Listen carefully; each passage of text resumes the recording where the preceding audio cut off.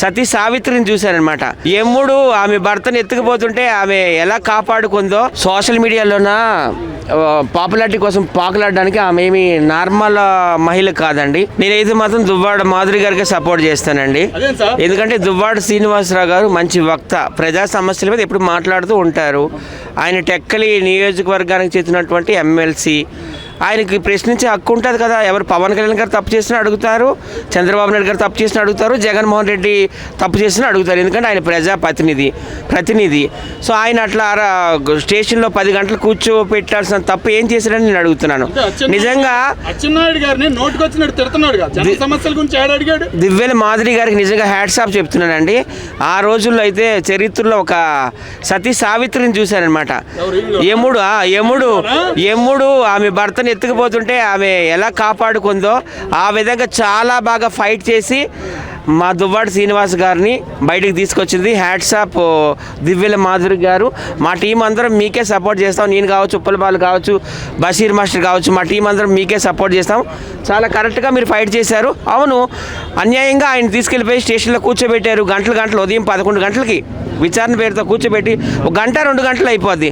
Night 9 o'clock వరకు అంత విచారణ ఏంటి? ఆయన ఏమైనా దేశద్రోహం చేశాడా, లేకపోతే 1,00,000 కోట్లు స్కామ్ చేశాడా, ఒక 10 చేశాడు? అంతసేపు ఎలా కూర్చోబెడతారు?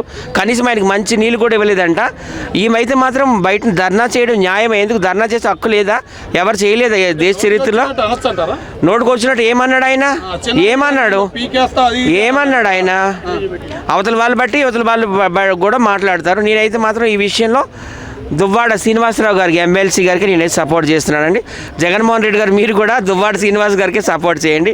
దివ్వెల మాధురిని చూస్తే నాకు నిజంగా నిన్న సతీ సావిత్రి గారే గుర్తుకొచ్చారనమాట.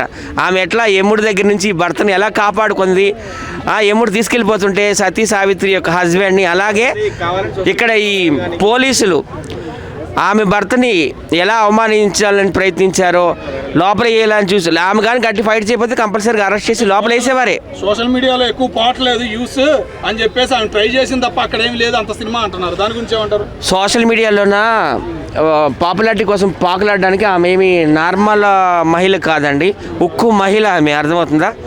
నిజంగా నాకైతే బాగా నచ్చింది. భర్తను కాపాడుకునే క్రమంలో ఆమె ధర్నా చేయడం, పోలీసుల మీద విరుచుపడి, పోలీసులు లేడీస్ మొత్తం లాగి పారేస్తున్నారు ఆమెని.